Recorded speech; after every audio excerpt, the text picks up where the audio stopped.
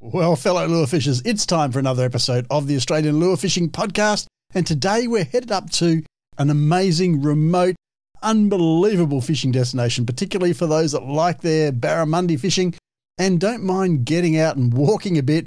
We're heading to the Lakefield area in far north Queensland with our guest today, repeat guest in fact, Luke Galea. Now, today's episode of the Australian Lure Fishing Podcast is in fact an ALF Plus episode. So that means for those who are part of my Team Doc Lures community, they're listening to the full, uncut, extended version of this episode. But for those people who are in my public audience, you're getting the shorter, abbreviated version. If you would like some pro tips about how to cast lures for barramundi land-based, then you definitely want to get onto Team Doc Lures and get the full, unedited version of this, or uncut, I should say, version of this podcast episode, to get that extra 10 minutes or so of absolute gold nuggets that'll help you catch more barramundi whilst you're walking around on Shanks's pony. Now, if you're planning on spending some time land-based fishing for barramundi, the other thing that you might want to give some consideration to is the quality of the eyewear that you're wearing, not only for spotting fish, not only for protecting your eyes from harmful UV, not only for getting a full colour view on the world, but also don't forget that in these waters quite often you do find the odd snapping handbag, the old saltwater crocodile. They are a bit of a threat to fishers, and having good quality eyewear will help you to see better with that polarization, helping to see through the water surface. You get to see the fish, you get to see the structure. Hopefully, if they're there, you get to see the crocodiles and get a little bit of advanced warning as well. These things are pretty stealthy though, so don't rely on that. Take all the normal precautions, but definitely having some good quality eyewear is not going to hurt you one little bit. So I am very happy to be able to offer ALF listeners the opportunity to get their hands on what I reckon is Australia's best fishing eyewear, tonic sunglasses. So listeners, you now have the opportunity to support the Australian Lure Fishing Podcast in multiple ways, and one of those is to buy yourself a pair of tonics, which you'll not only get at a full $50 below the recommended retail price, but I'll also throw in 12 months membership to Team Doc Lures so you can listen to those ALF Plus episodes that we just talked about. And I'll throw in a couple of packs of clone prawns as well, 92mm clone prawns to help you catch those barramundi. So $50 off the sunglasses plus $120 worth of free gifts when you buy your tonic eyewear through Doc Lures and support the Australian Lure Fishing Podcast. And the good news doesn't end there either, because I not only have a price match guarantee, but I will also exchange or refund you if you're not 100% happy with your tonic eyewear. The terms and conditions for that are on my website, and you can go and check it all out at doclures.com/tonic. That's doclures.com/TONIC. Go and check it out now, and then come back and listen to today's episode with Luke Galea.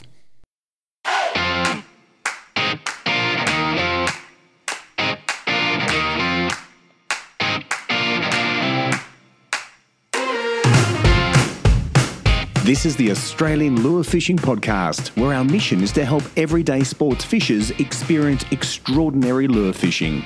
If next level fishing is your dream, then let us provide the tools and information that will bring that dream to life. Tune in as our expert hosts chat with Australia's best anglers and share their tips for success. Then check out our website. It's one of Australia's largest and most popular online fishing resources. But right now, settle in to listen as ALF founder Greg Doc Lures Vinyl delivers today's episode through the nerdy lens of a scientist, lure maker, and sport fishing tragic. Well, hey folks, welcome back to another installment of the Australian Lure Fishing Podcast. Great to have your company today. I'm Greg Doc Lures Vinyl, and my job, of course, is to bring you some of Australia's best and brightest fishers every week, to share some tips about fishing with lures so that you and I can catch more fish on lures ourselves. Now today we've got repeat guest Luke Galea on board. Luke's been on board. Mate, how many times have you been on board? It's been a few. Mate, at least 4 or 5. I was trying to work that out before. I think this is probably the 4th time, to be honest. Yeah, we can't get enough of you, mate. You've come on board, you've talked about Kinch and Barra, you've talked about sweetwater fishing around the Mackay area, you've talked about land-based fishing around the Mackay area. No, this is number 5, mate, because we also talked about whiting fishing in central Queensland, which was an awesome episode. And here you are back again. There you go. It is number 5, mate. No, time flies when you're having fun, mate. No, it's always a pleasure joining the podcast, mate. Appreciate being back. Oh, that's right. And you can't get too much of a good thing, mate. And you keep bringing good information to the microphone. And so we're happy to have you on board. But today, mate, we're actually, all the previous episodes have kind of been in your backyard. Today we're stepping out of your backyard a little bit, out of your comfort zone into unknown, uncharted territory, and we're going to head to the Lakefield National Park area and chase a few barra and other things land-based, I believe. Mate, what a place. Yeah, mate, that's exactly right. I just returned from an epic trip, Lakefield National Park, 400 kilometres north of Cairns.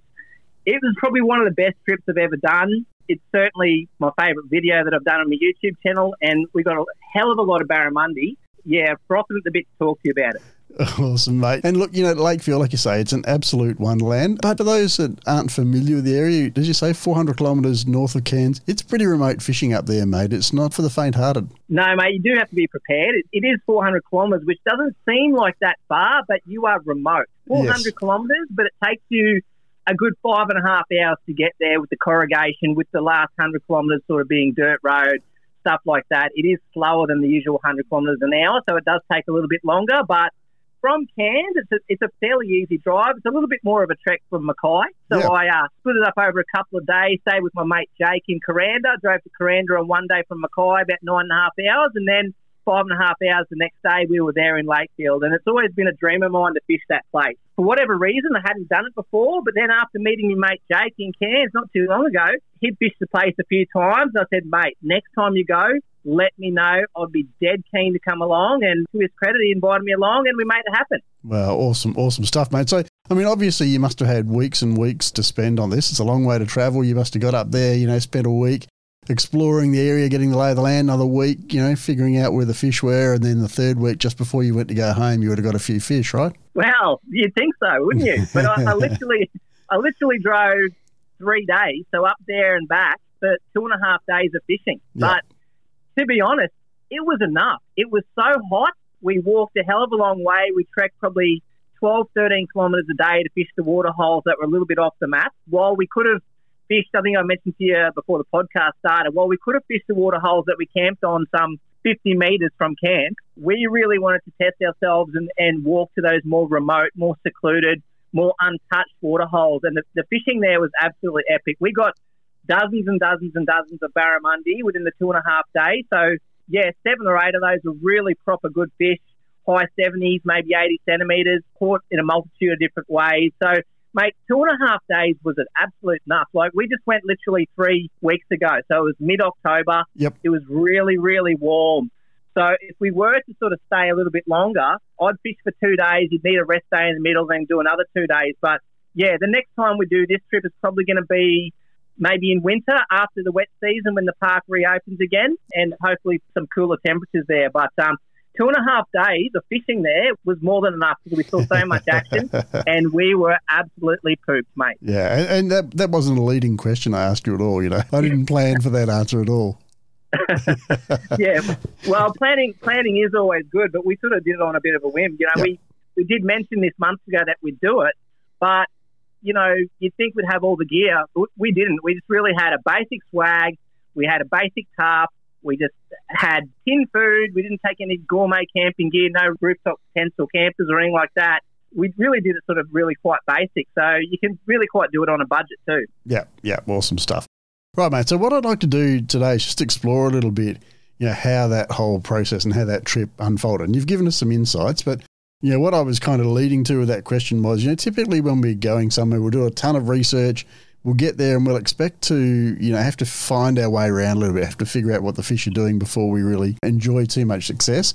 You've managed to do that in a much shorter, abbreviated time span. So I want to talk a little bit about that planning process. I also want to talk about how do we prepare ourselves for a trip like this? And you've touched on one of the things that I was going to say, that Lakefield, it's not open all year round. So during the wet season, even if the tracks were open, they get closed by the parks guys, of course. But even if they're open, you'd really struggle to get through, right? Because it turns into a quagmire as soon as you get a bit of rain up there, and you get a lot of rain during the wet season. So you've got to plan around that, and you've got to plan, as you said, where you're going to fish. And typically when people fish in Lakefield or anywhere kind of remote, they'll be travelling along, they'll find a roadside, place where they've got access to the water, they'll stop and fish there, and that's about it. But you've gone the extra yard and done the things that we tell people to do in those heavily fished waters. If you're fishing down around Sydney or Melbourne or Brisbane, you say, get out, walk a fair distance, get away from the roads to where the fish are less pressured. Well, you've gone to kind of the least pressured part of Australia, and then you've gone to least pressured parts by getting off the track and walking a long way. So I want to talk about how you plan for that in terms of, picking those spots you're going to go to, what gear did you need to take with you, what tackle did you need to take with you, but also how did you ensure that you didn't do, several hours walking to get to a waterhole only to find that it was dry or that it wasn't fishable or there was just nothing biting there? Well, there was a little bit of that, to be honest. Yeah, just going back a little bit, like you say, it is closed in the wet, so I'll just touch on that quickly. So Obviously, as the name suggests, Lakefield is a series of lakes, freshwater waterholes and lagoons and things like that. So it completely does go underwater.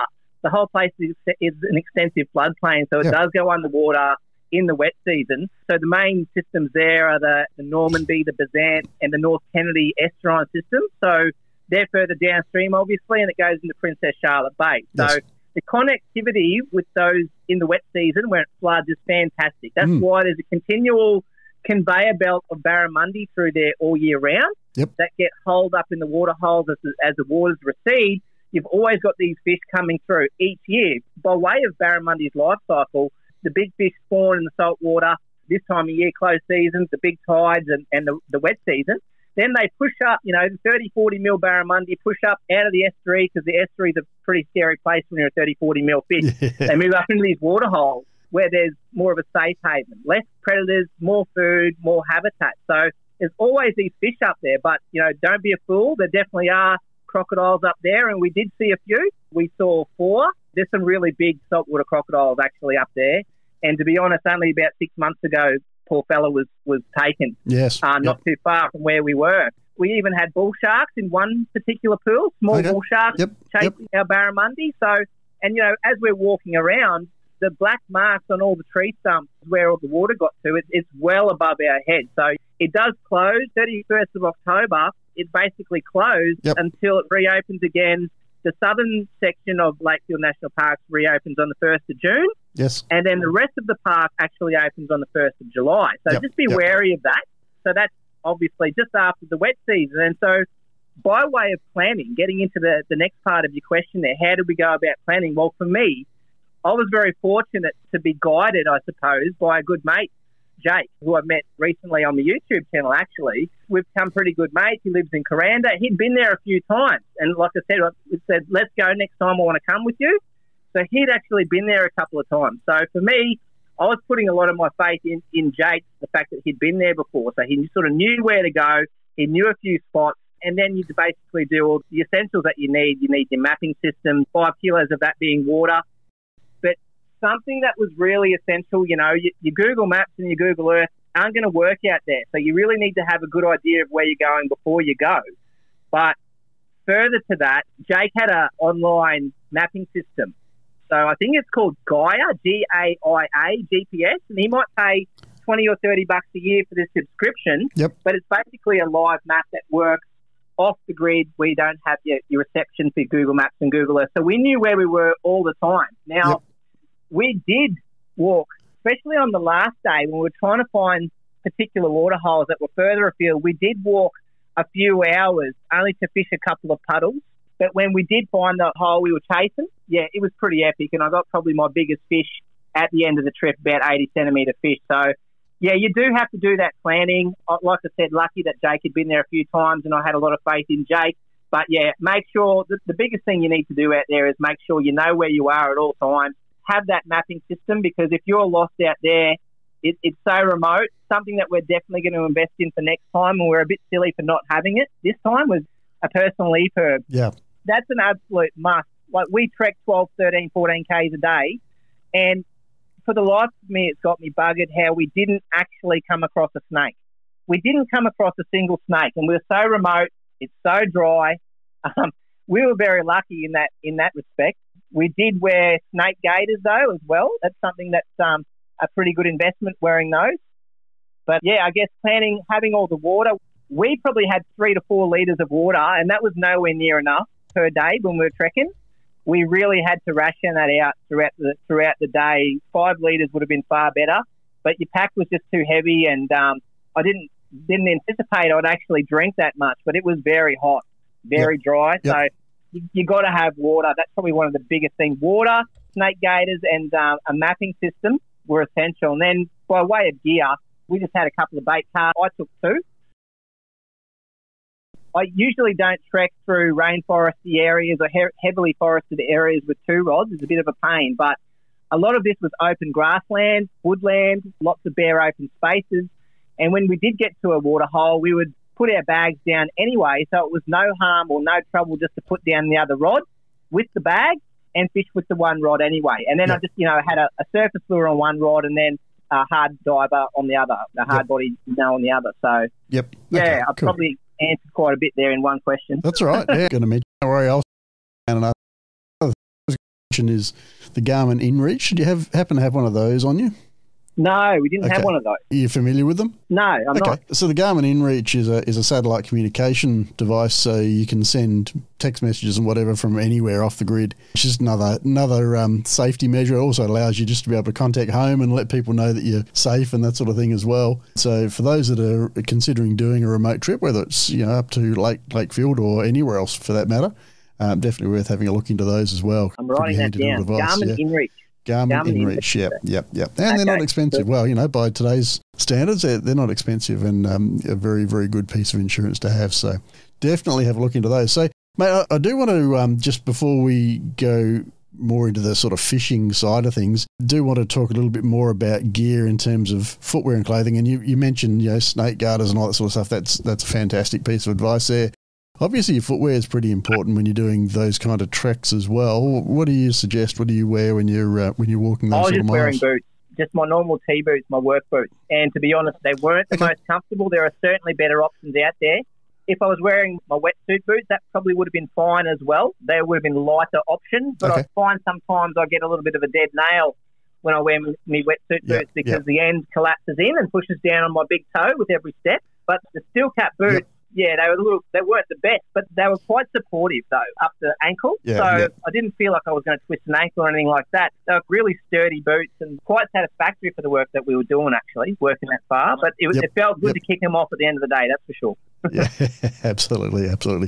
And mate, you also, you mentioned Crocs. That's obviously, a constant thing you need to be aware of anytime you're fishing up north, but particularly when you're land-based fishing. But I'd also make the point that, for a crocodile, barramundi is the favourite food. So if you're not seeing crocs, if you're not in a place where crocs are likely to turn up, you're probably not in the most barramundi rich place either, So the two go hand in hand. If you're catching fish, assume that there are crocs there, right? Because the two are always found together. Pigs. We saw a bunch of wild pigs, a lot of pig pugging, a lot of wallows as well. I'm pretty sure pork's pretty high on the menu as well up there for them. Yeah, I don't doubt that at all. They're voracious predators and, they haven't been on the planet for 30 million years without evolving too much and changing too much a reason. They're very well adapted for what they do. So let's move on and just talk about what some of these waterholes look like, mate. So you said that, a couple of times you've walked a distance and you finished up finding just a puddle to fish in. But generally speaking, what does a waterhole look like up at Lakefield? Yeah, so they vary. A lot of them were high banks. So I actually fished a couple from about 4 or 5 metres up above the waterline. And I actually hooked quite a good fish from up 5 metres high. And I'm like, how the hell am I going to get this up? It makes actually good viewing on the video that I did on my YouTube there on Luke's Fishing Mission. It's the last or second last video I've just put up is the Lakefield National Park one. And there's the point there where I'm 5 metres up and I'm using a Bassday Sugarpen topwater lure. And you can see the fish materialise behind the lure and then it engulfs it. And I'm 5 metres up and I only had about 5 metres of clear water before there was a tree on either side. And you know how hard it is to try and stop a fish going sideways when you're above it? I tell you what. It's quite difficult. I did bloody well to keep it out of the trees, let me tell you. And, it's a pretty good video, actually, with that one. And my mate Jake was actually fishing on the other side and he dropped his gear, basically ran around 100 metres to my side of the waterhole and clambered down the bank, which was pretty much a vertical drop. And the only thing he had to hold on to were prickle bushes. So he's bloody legend of a bloke. He ripped his shirt up, he ripped his hands up, and he landed me my fish. He was able to pass up my leader, and I was able to bring it to the top. So there were stretches of waterhole that were high banks. There were other parts there where we're basically walking through the riverbed and fishing smaller pools, so that was quite easy, just sandy banks. There were Melaleuca-lined waterholes as well, where it's a bit lower lying and more wet for more times of the year. So the landscape really changed. And then you had pandanus palm trees and those beautiful tropical palms and things like that. They were beautiful. It's just there was prickle bushes in between some of our walks, and they were a bit of a bugger because they looked like just a normal dead tree. And then these things were like wait a while. The thorns were smaller, but they'd break off in you, and they were just nasty. Yeah, it sounds awesome. I can't wait to experience those. Oh, mate, it's all part of it. When you're trekking, you've got to expect those things. And like you say, I went to a very remote area, and then that wasn't enough. We went remote again by walking further away from the bigger pools, and that's just how I like to fish. And sometimes you will find, especially the time of year that we did this trip, being late October or mid-October, it's dry season. It hasn't started raining yet before the next wet. So there's less water between the fish. I guess they're more concentrated in a way, but you will come across places where you might not find the water that you thought you might have. I'm very, very keen to do it again when the park opens up in 1 June or 1 July next year. Probably 1 July. I'd like to go back to the northern part. We fish the northern part of the national park.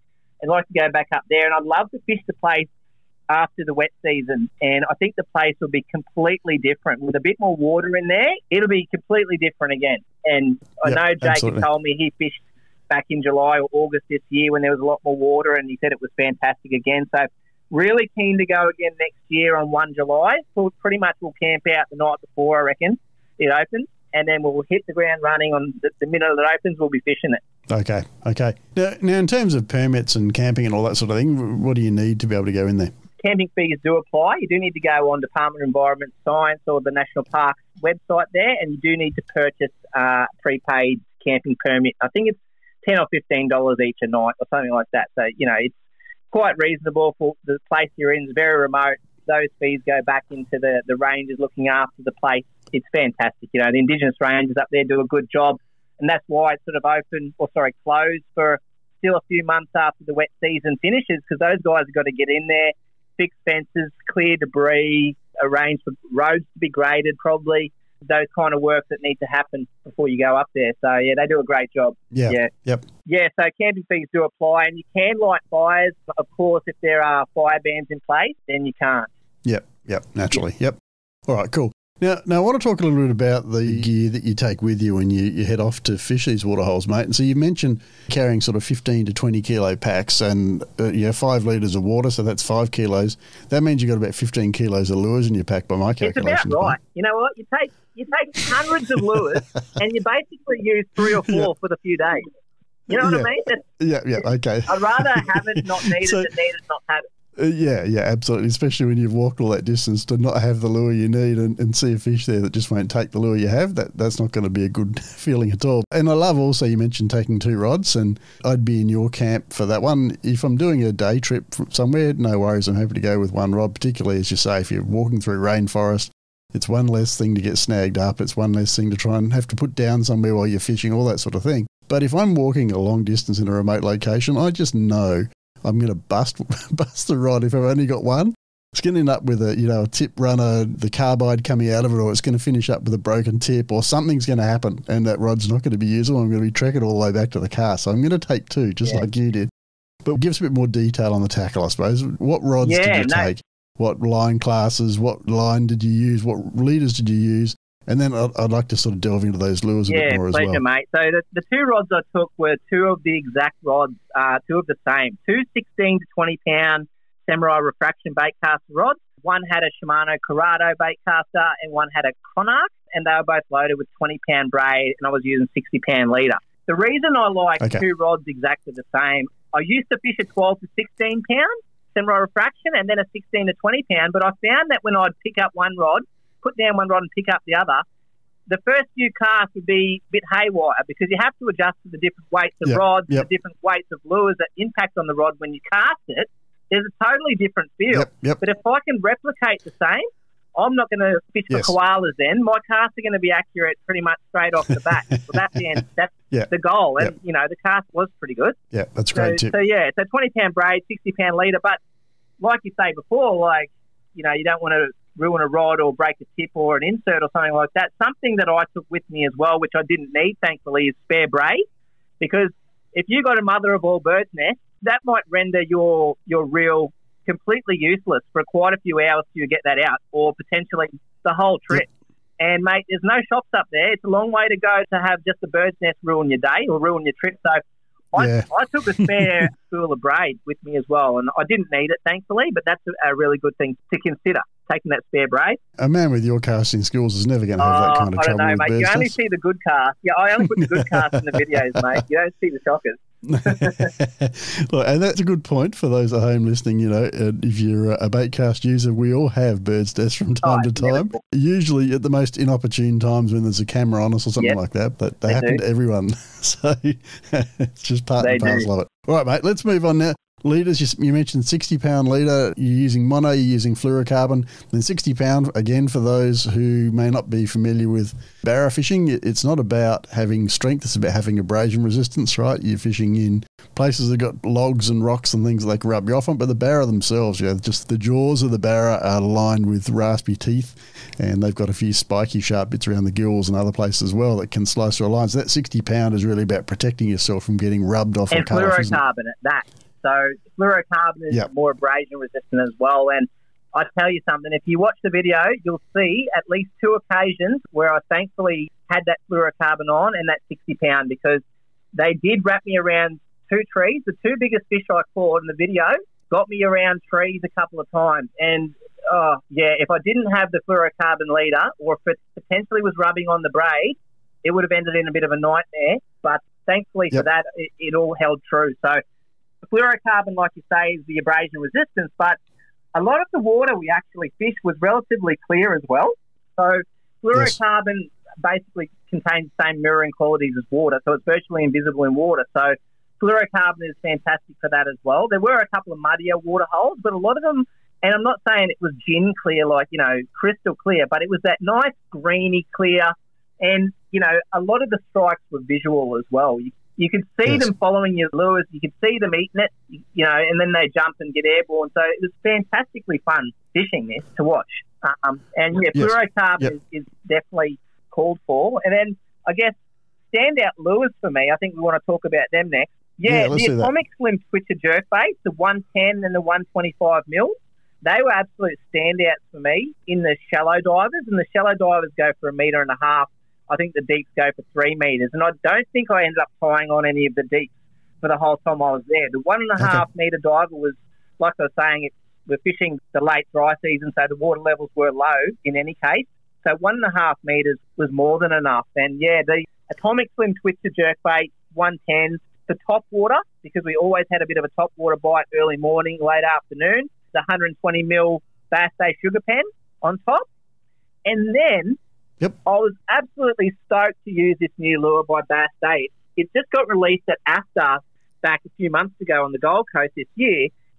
And I don't like the name. It's called the Bassday Log. A bit of a boring name, but anyway, it's a fantastic lure.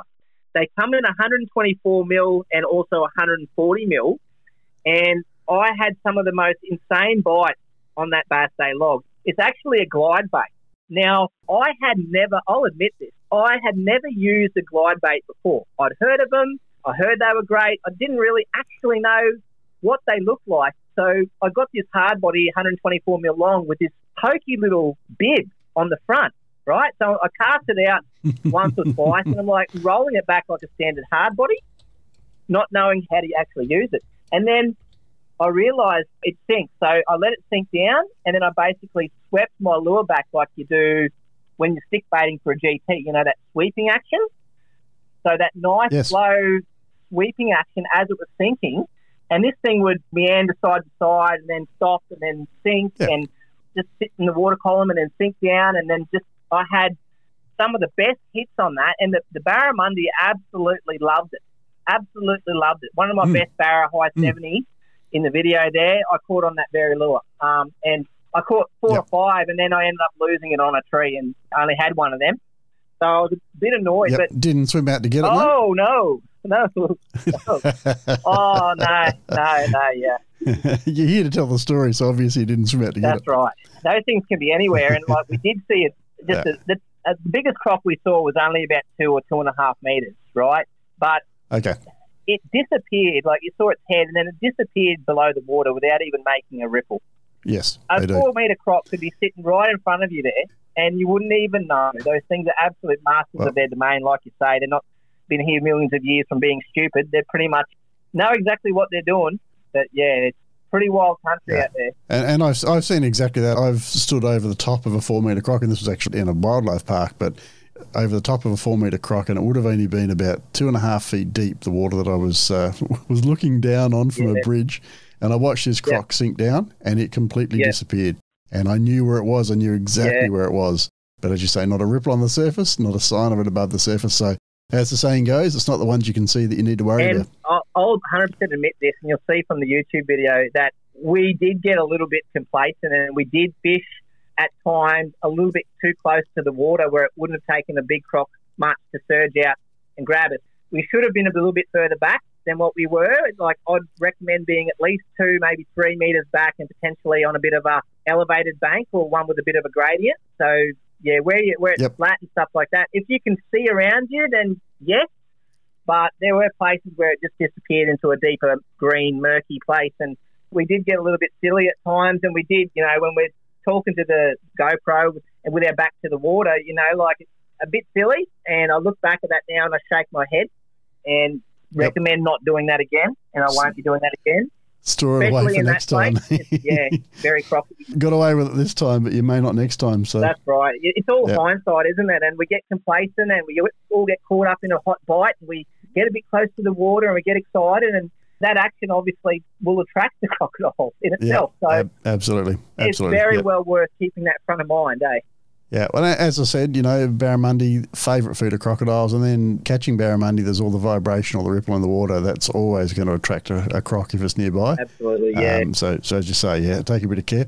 All right, any other lures we need to be aware of, mate? Whatever you use, you cover all bases. You need to have your top water. You need to have your hard bodies. You need to have, I didn't actually use any vibes or plastics, but you could. Big paddle tails and stuff like that would work well. I think whatever you take, you just need to cover all bases. There are times of the day when top water is going to be the best way to do it, and times of the day when the sun's up, you want to go deeper and stuff like that. And I definitely recommend these glide baits. They're fantastic. Yep.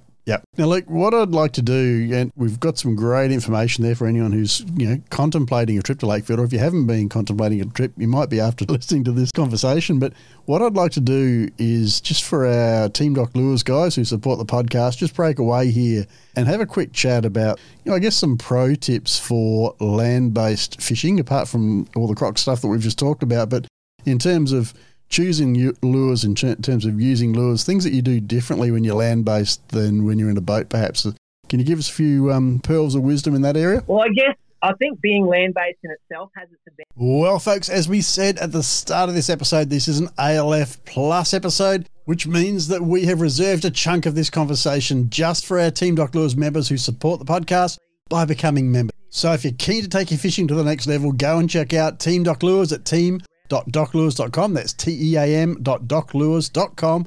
And join up today. You get instant access to the extended version of this episode, plus all the previous ALF Plus episodes, online research tools, ebooks, live streams, the whole kit caboodle. It's all there, and it'll cost you less than what you'd pay for a cup of coffee once a week. So go and check that out at team.doclures.com. And while you're there, don't forget to check out our deal on Tonic sunglasses, $50 off, plus $120 worth of goodies, plus a price match guarantee. Plus, we'll exchange your tonics or we'll refund them if you're not 100% happy with them. So go and check that out at doclures.com/tonic, TONIC, doclures.com/tonic. Check those out today. But folks, for those who aren't members of my Team Doc Lures, it's time to go back to our regular public episode. If there's a fish there, it's going to nail it. Yep, cool. All right, Luke, I'm going to welcome back our regular listeners to the podcast now, and got a little bit more to get through, and then we're going to wrap this up. But I guess I'd like to, before we get on to the next question, just acknowledge your sponsors, mate, because I know that you've got some businesses that support you and that help you with what you do and enable you to come along and be on the show and share with us some great fishing advice. So do you want to give your sponsors a shout out, mate, and tell us who they are and what they do for you? Yeah, mate, 100%. Thank you for that. I'm so fortunate. I've mentioned it on previous podcasts as well. Sponsored by Froggies Offshore in Lorant. So Lorant, in this case, we weren't using any electronics in this case, but when I fish around Mackay, that's what I use, especially up the dams and stuff like that. I've got the new HDS Pro, the new sounder from them, the 12-inch one of them, and the new Active Target 2. So I'm using that at the moment, getting a few runs on the board with that to write a few articles and do a bit of promotion for them on that. It's fantastic. But The rods I'm using by Samurai, the lures I'm using by Bassday and Atomic, they're all from a company, Frogleys Offshore. They're based down in Ballina in sort of Central Coast or northern New South Wales on the coast there. And they're a fishing family. I describe them as a family. There's 50 of us sponsored anglers in Australia, and these guys have supported me for close to 10 years now, I reckon. And yes, I'm affiliated with those guys, and I've got a lot of time for them. And all the sponsored anglers that are across the nation, they're like the brotherhood. I think I've described them as a brotherhood. You know, you can get on social media or give your mates a call, get intel. Like I said, I think I've mentioned that I could quite happily go on a trip around Australia and just stay at one of their houses and fish with them for a week, and then just stay at the next one's house when I drive 100k or 200k up the road. So I'm very fortunate to be in that community of really good anglers and really good blokes. And then very fortunate to use some of the best gear on the market, because having faith in your gear is a big part of it. Having that peace of mind, you know, you hook that fish of a lifetime. You don't want your reel to be like a coffee grinder, or your rods to have your guides have inserts coming out so the rings damage your line or anything like that. These things are quality, Samurai refractions, and then the Atomic range of lures and the Bassday range of lures, they don't rest on their laurels when they got a good lure out. They're always innovating. They're always improving. They're always redesigning new things.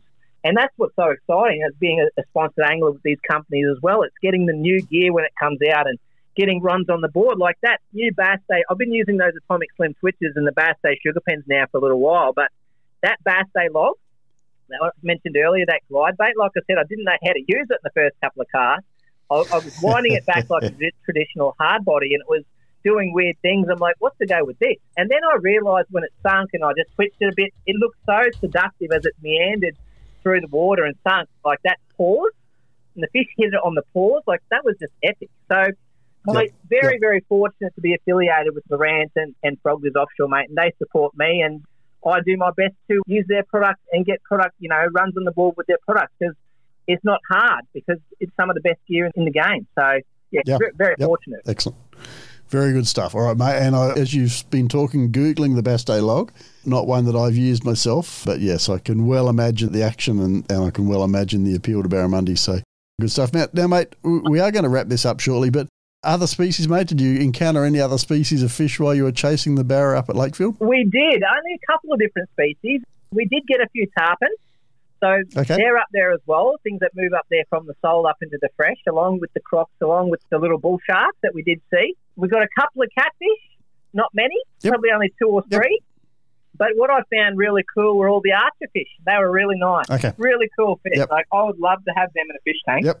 I did catch a good one, probably close to 30 centimetres, which was a pretty good size archer fish. And actually, I had another hit from a really big one as well. And they hit hard, mate. I thought I had a little barra. I was very surprised. It hit hard and it jumped, and it was pretty crazy. And they're such a cool fish with that upturned made for spitting jets of water at bugs on branches and things to get them in the water. Like, they are just such a cool fish. So they were the only other fish we caught. The archers, the catties, and a couple of tarpon. That was it. And the bull sharks, like I said, that we've seen. And we were lucky not to lose a couple of our barras to them, because they were certainly chasing them. Cool.